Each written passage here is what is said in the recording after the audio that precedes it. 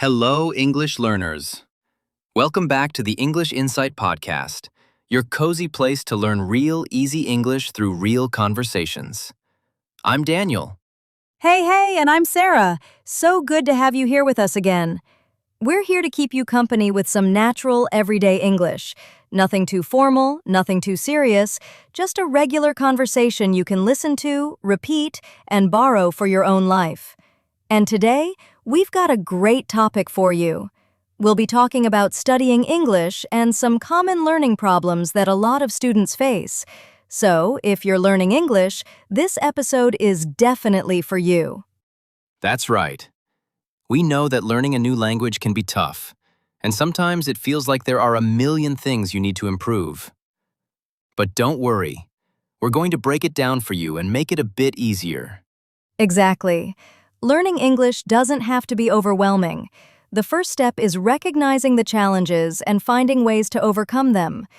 So, Daniel, tell me, what was one of the biggest problems you faced when you were learning English? Well, one of the biggest things I struggled with was understanding native speakers. When I first started learning English, I couldn't keep up with fast conversations. People spoke too quickly, and I often had to ask them to repeat themselves over and over again. I totally get that. I think a lot of learners have the same problem, especially when it comes to listening. It's not just about knowing the words, it's about hearing them clearly and fast enough to understand everything. Exactly. And I think another challenge I had was speaking. I was always worried about making mistakes. It's tough when you want to say something, but you're scared of getting it wrong. Yeah, that's a big one. It's easy to feel like you need to be perfect when speaking, but that's really not the case. Mistakes are part of learning. In fact, they can help you improve even more. That's true. And you know what? One thing that really helped me was speaking to people, even if I made mistakes.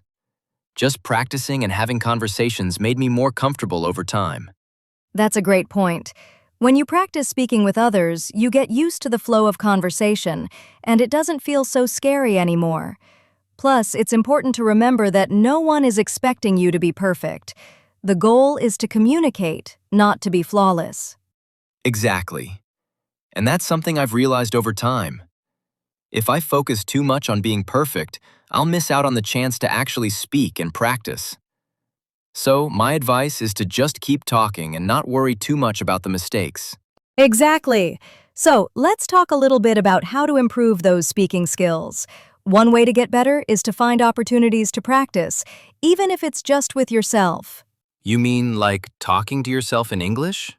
Yes, you can practice speaking by talking to yourself, describing what you're doing, or even just thinking out loud. It sounds a little strange at first, but it really helps you get more comfortable with speaking. I like that idea. It's like practicing without any pressure, right? And if you make a mistake, no one else is there to judge you. Exactly. And it also helps you become more comfortable with the flow of conversation. You can even record yourself to hear how you sound, and you'll be able to hear your progress. Oh, that's a great tip. Recording yourself can help you catch mistakes that you might not notice in the moment. And it's fun to see how much you improve over time. For sure. And another thing is to practice with a language partner. Find someone who can help you practice, whether they're a native speaker or someone else learning English. That way, you can support each other and improve together. I love that idea. It's like having a buddy to keep you motivated. And you can learn from each other's mistakes, too. Definitely. Having a language partner helps you stay motivated, and it's much more fun than practicing alone. So, if you don't already have a language partner, try to find one. It's worth it. And of course, don't forget to listen to a lot of English. The more you listen, the more you'll get used to the rhythm, vocabulary, and pronunciation. That's so important. Listening to English in everyday situations helps you learn naturally.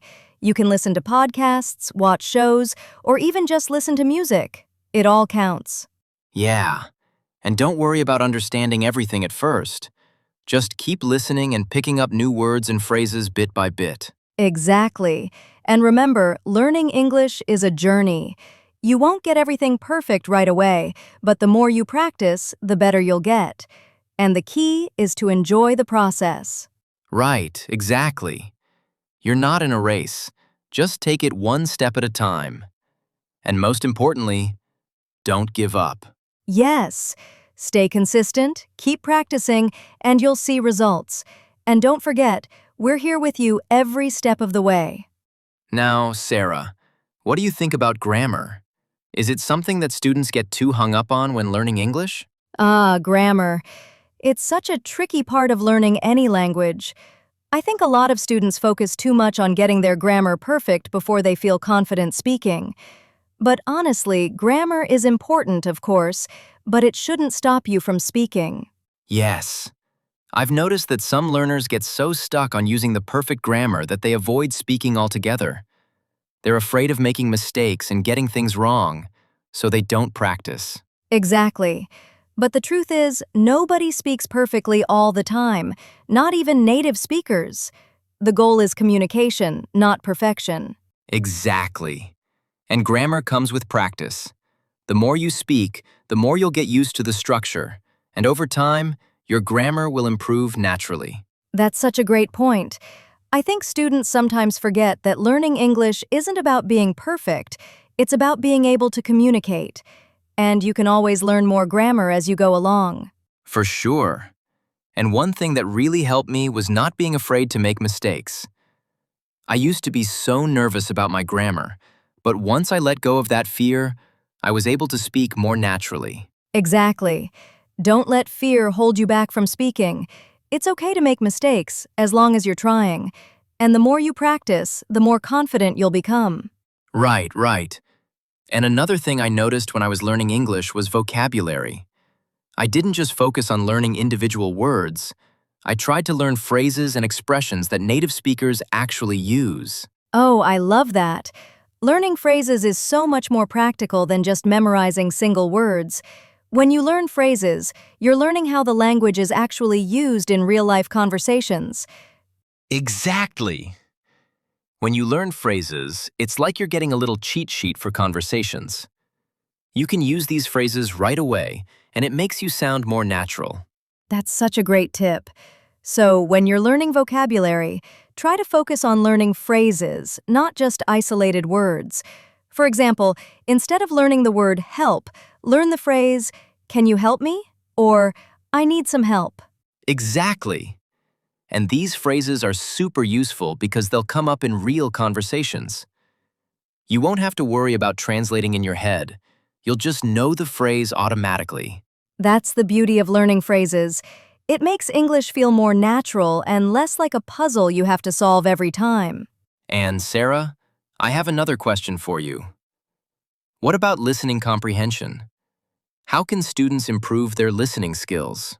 Listening is one of my favorite topics. I think the best way to improve listening is to listen to English every day. It doesn't matter what you're listening to as long as it's in English. Music, podcasts, TV shows, movies, YouTube videos. Just expose yourself to the language as much as possible. That's great advice. And don't worry if you don't understand everything at first. The more you listen, the more you'll pick up over time. It's a gradual process. Exactly.